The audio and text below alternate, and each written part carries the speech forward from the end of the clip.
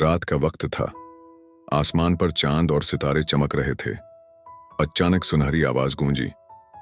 ये ऐलान था कि आज सब आसमानी मखलूक एक महफिल में जमा होगी। बादलों ने एक महल जैसा हाल बना दिया। सबसे पहले सूरज आया। वो इंसान की शक्ल में था, लेकिन आंखों से आग झलक रही थी। उसने कहा, मेरी रोशनी और गर्मी के बगैर जिंदगी मुमकिन नहीं। फिर चांद आया, सफेद लिबास पहने, हाथ में चांदी का कटोरा।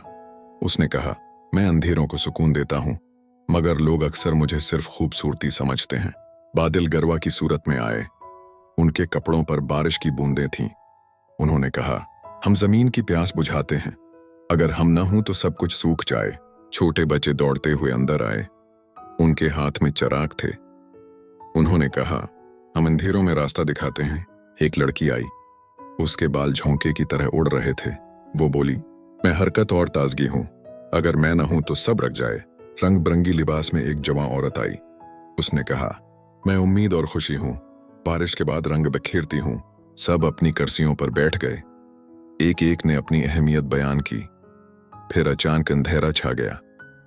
सबने अपनी अपनी निशानी दिखाई।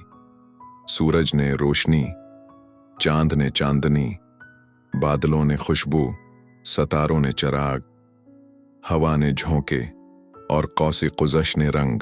महफिल के आखिर में कौसे कुज़श ने कहा, हम सब मिलकर कायनात को मुकम्मल करते हैं। अगर कोई एक ना हो तो दुनिया अधूरी रह जाती है। फिर सब अपनी असली शक्ल में वापस आसमान पर चले गए। महफिल खत्म हुई, मगर राज बाकी रहा कि आसमानी हस्तियां कभी कभी इंसानों की तरह महफिल सजाती हैं।